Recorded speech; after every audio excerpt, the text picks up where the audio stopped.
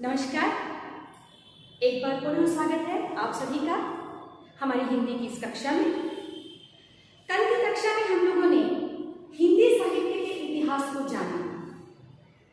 आशा करती हूँ आप लोगों ने उसे ध्यान से सुना और समझा होगा।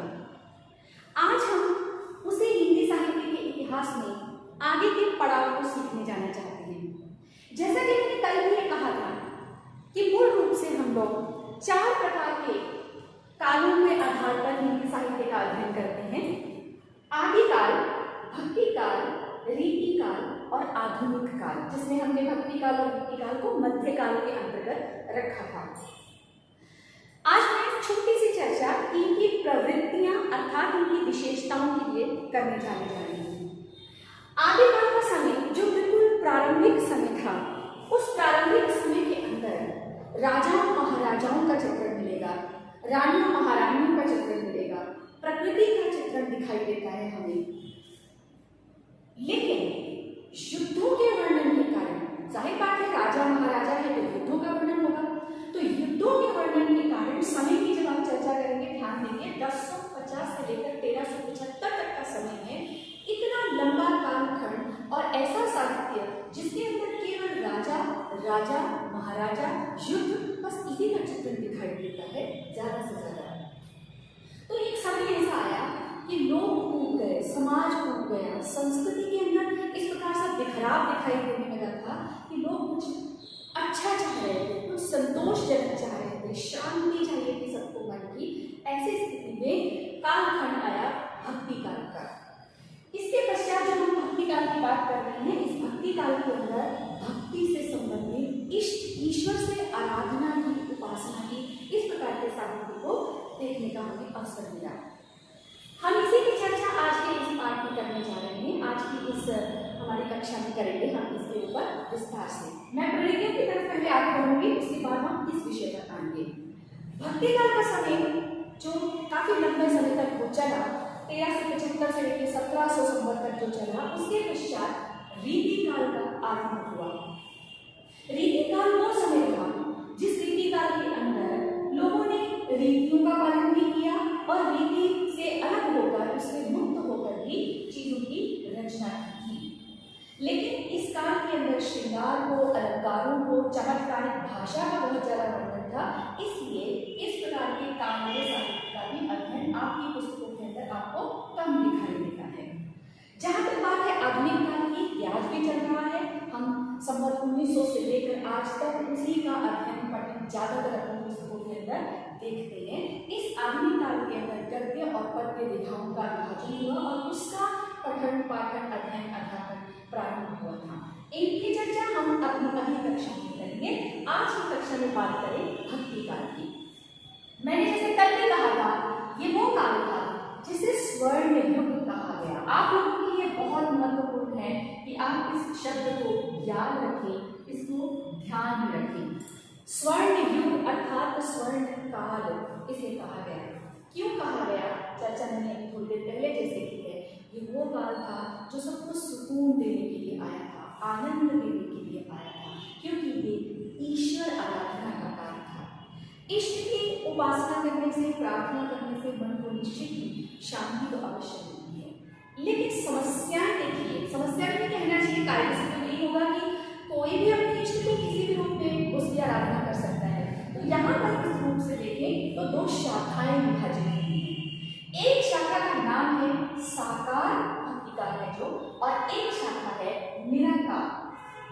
साकार अर्थात सगुण ईश्वर को मानने वाले, और निराकार कवि हो रहे, निराकार शाखा हो रही जिन्होंने निर्गुण रूप में ईश्वर को माना है, पूजा है।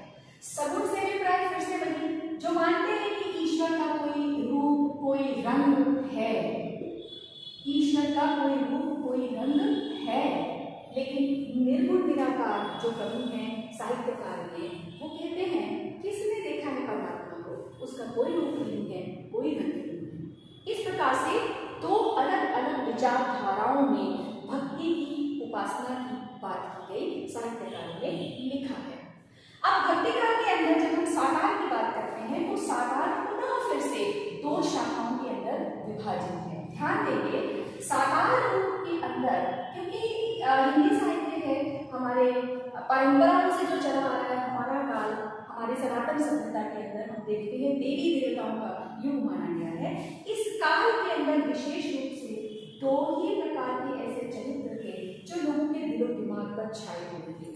एक हमारे श्री राम और एक थे श्री कृष्ण। तो ये दो ही प्रकार के काव्य भी उस समय प्रचलित हमें दिखाई देते हैं। एक हमने राम मार्गी कवि जिन्होंने राम काव्य लिखा है, और एक वो शाखा की कृष्ण मार्गी कवि जिन्होंने कृष्ण काव्य लिखा है। यदि मैं राम काव्य के अंतर्गत सबसे प्रसिद्ध कवि का जिक्र करूं तो मैंने एक नाम यहाँ लिखा है। तुलसीदास जी ऐसे कवि हैं जिन्होंने राम के साहित्य को, उनके जीवन को, उनकी महानताओं को लोगों के बीच ऐसा प्रचारित कर दिया कि रामचरितमानस जैसी रचना लोगों के घर के मंदिर में स्थान प्राप्त किए हुए हैं। कृष्ण काव्य की यदि मैं चर्चा करूं तो कृष्ण काव्य के अंतर्गत एक ऐसा कवि हुआ है सूरदास, जिसका नाम है श्री सूरदास जी ने कृष्ण के चरित्र को इस प्रकार से बखान किया ब्रज भाषा के अंदर कि लोग इतना आनंद से प्रफुल्लित होने लगे कि उन्हें भी उतनी ही श्रद्धा और प्रेम और सम्मान के साथ साहित्य में बहुत उच्च कोटि पर उन्हें जगह मिलेगी। इन दोनों कवियों का शाखाओं के आधार पर, कवियों के आधार पर नहीं कहना चाहिए, शाखा के आधार पर राम मार्गी कवि और कृष्ण मार्गी कवि, कवियों की लिस्ट बहुत लंबी है, सूची बहुत लंबी है, उसके बाद हम बात कर रहे हैं।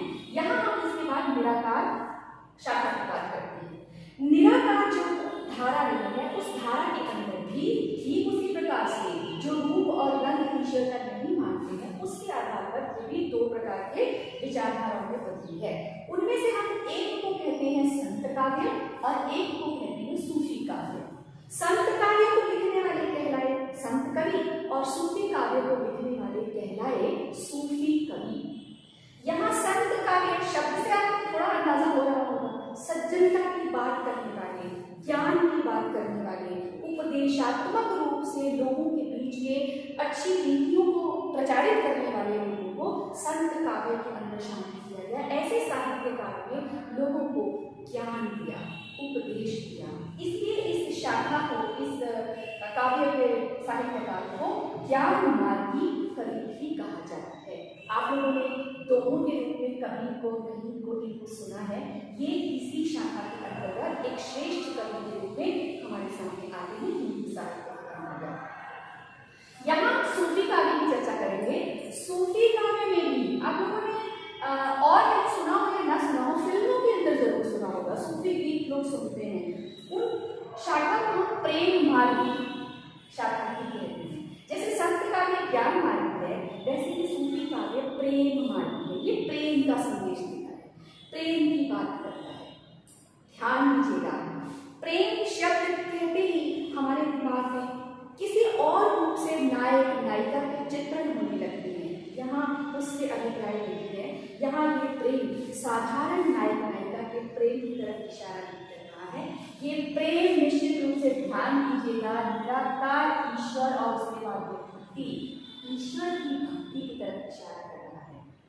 ये अलग बात है, क्योंकि यहाँ प्रेम शब्द का इस्तेमाल है तो प्रेम के लिए दो ही चरित्रों को वर्णन वहां पे भी किया गया है। यहाँ का प्रेम ईश्वर के रूप में आत्मा और परमात्मा के प्रेम की बात करता है। इस काव्य में आप पढ़ते हैं, देखते हैं, जहाँ कई बार जीवात्मा परमात्मा को प्राप्त करने के लिए बहुत तकलीफ में रहती है, कष्ट में रहती है, और कहीं ऐसे काव्य को देखने को मिलता है जहाँ परमात्मा खुद इंतजार कर रहा है कि मेरे लिए ये जीवात्मा मेरे पास वापस लौट कर कब आएगी। इस प्रकार के काव्य प्रेम मार्गी काव्य, जिसे सूफी काव्य कहा गया है। चर्चा करेंगे मैं, कवि का नाम मैंने यहाँ पे एक लिखा है, ये है मलिक मोहम्मद जायसी, जिन्होंने सूफी काव्य के अंदर एक बहुत श्रेष्ठ स्थान प्राप्त किया है। ये चारों कवियों के नाम, मैंने एक एक कवि का नाम मैंने अपनी तरफ से इसलिए लिखा, इसलिए आपको बताया ताकि आप थोड़ा बहुत ध्यान कर पाएं कि किस प्रकार का इनका साहित्य है। भक्ति काल ऐसा साहित्य जो ईश्वर से संबंधित साहित्य है, ईश्वर की भक्ति से संबंधित साहित्य है। साकार रूप में और निराकार रूप में वो उपासना करते हैं ऐसे कवि। साकार में राम मार्गी कवि, कृष्ण मार्गी कवि, और निराकार में ज्ञान मार्गी कवि और प्रेम मार्गी कवि दिखाई देती है। ये चर्चा छोटे स्तर पर भी कह सकते हैं और हम संक्षेप में जो चीजों को समझा सकते हैं या हमारे दिमाग में होना चाहिए उसके आधार पर हमने इस बात की है। चलते चलते एक गृह कार्य की मैं बात करूं, आपके लिए गृह कार्य, हर कार्य के लिए, हर मार्ग के लिए मैंने एक कवि का नाम लिखा है। आपका कार्य है दो कवियों की, इस सूची के अंदर दो कवि आप और जोड़ेंगे और साथ में उनकी रचना का नाम लिखेंगे। यहाँ पे मैंने तुलसीदास जी का नाम जरूर लिखा है, लेकिन मैंने उनकी रचना का नाम नहीं लिखा है। वो अलग बात है कि मैं पाठ करते हुए समझाते हुए वो जिक्र करके आई हूँ, पर अब आपका काम है आप उस रचना का नाम लिखेंगे।